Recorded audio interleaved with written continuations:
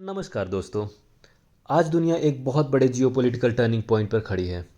Global power धीरे धीरे waste से शिफ्ट होकर इमर्जिंग इकोनॉमी की तरफ जा रही है। और इसी बीच एक बड़ा सवाल उठ रहा है, क्या यूरोप ब्रिक्स अलायंस के करीब जा सकता है? और अगर ऐसा होता है तो यूएसए के लिए इसका मतलब क्या होगा? आज की वीडियो में हम इसी टॉपिक को सिंपल लैंग्वेज में समझेंगे, बिना कन्फ्यूज़न के। तो ब्रिक्स क्या है? सबसे पहले समझते हैं ब्रिक्स अलायंस क्या है। ब्रिक्स एक ग्रुप है कुछ पावरफुल इमर्जिंग कंट्रीज़ का, जो ग्लोबल इकोनॉमिक और पॉलिटिक्स में अपना इन्फ्लुएंस बढ़ा रहे हैं। इस ग्रुप्स का मेन एम क्या है? दोस्तों, इस ग्रुप का मेन एम ये है कि डॉलर पर डिपेंडेंसी को कम किया जाए, अपनी ट्रेड और फाइनेंशियल सिस्टम को बढ़ाया जाए और वेस्टर्न डोमिनेंस को चैलेंज किया जाए। पिछले कुछ सालों में ब्रिक्स का स्कोप काफ़ी तेज़ी से बढ़ रहा है और इसी वजह से दुनिया इसे काफ़ी सीरियसली ले रही है। ग्लोबल पावर शिफ्ट क्यों हो रहा है?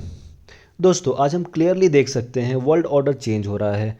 पहले यूएसए और यूरोप ग्लोबल डिसीजन कंट्रोल करते थे, लेकिन अब एशिया, मिडिल ईस्ट और ग्लोबल साउथ कंट्रीज ज़्यादा असर्टिव हो रहे हैं। चाइना मैन्युफैक्चरिंग और ट्रेड में स्ट्रांग हो चुका है। रसिया एनर्जी और मिलिट्री पावर के थ्रू अपना रोल दिखा रहा है और इंडिया एक बैलेंस डिप्लोमेसी के साथ अपना पोजीशन बना रहा है।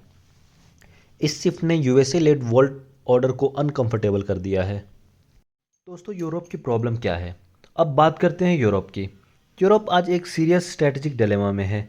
एक तरफ यूएसए के साथ पुरानी पार्टनरशिप, नाटो और वेस्टर्न अलायंस, दूसरी तरफ energy crisis, high inflation, slowing economy और जियोपॉलिटिकल प्रेशर।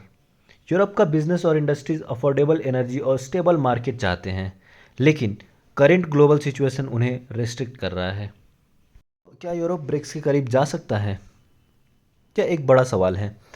रियलिस्टिकली देखा जाए तो यूरोप डायरेक्टली ब्रिक्स ज्वाइन करे ये मुश्किल है, लेकिन इकोनॉमिक कोऑपरेशन बढ़ाना पॉसिबल है। यूरोप को ब्रिक्स से नया मार्केट मिल सकता है, एनर्जी सिक्योरिटी इंप्रूव हो सकती है, डॉलर डिपेंडेंसी कम हो सकती है, लेकिन इसका एक बड़ा कॉस्ट भी है, यूएसए के साथ रिलेशंस पे इम्पैक्ट। दोस्तों, इससे यूएस काफ़ी चिंतित है। अब समझते हैं कि यूएस इतना वरिड क्यों है। अगर यूरोप ब्रिक्स के करीब जाता है, डॉलर डोमिनेंस वीक होती है और ग्लोबल ट्रेड सिस्टम डाइवर्सिफाई होते हैं, तो यूएसए का इकोनॉमिक्स और पॉलिटिकल इन्फ्लुएंस कम हो सकता है। इसलिए यूएसए नहीं चाहता है कि यूरोप वेस्टर्न ब्लॉक से दूर जाए या न्यूट्रल स्टांस ले। दोस्तों, इस पूरे गेम में इंडिया का रोल समझते हैं। इंडिया इस पूरे सिनेरियो में एक इंटरेस्टिंग पोजीशन में है। इंडिया ब्रिक्स का हिस्सा भी है और वेस्ट के साथ रिलेशन भी मेंटेन करता है। इंडिया डिप्लोमेसी में बैलेंस रखता है और इसी वजह से फ्यूचर ग्लोबल ऑर्डर में इंडिया एक ब्रिज पावर बन सकता है, जो ईस्ट और वेस्ट दोनों से बात कर सके। जानते हैं आगे क्या हो सकता है। फ्यूचर में हम देख सकते हैं मल्टीपोलर वर्ल्ड का इमरजेंस, एक से ज़्यादा power centres, flexible alliance instead of fixed camps. Europe शायद फुल ब्रिक्स मेंबर ना बने, लेकिन इकोनॉमिक और स्ट्रेटजिक कोऑपरेशन जरूर बढ़ा सकता है। तो दोस्तों, सवाल ये नहीं है कि यूरोप ब्रिक्स ज्वाइन करेगा या नहीं, सवाल ये है कि दुनिया किस डायरेक्शन में जा रही है।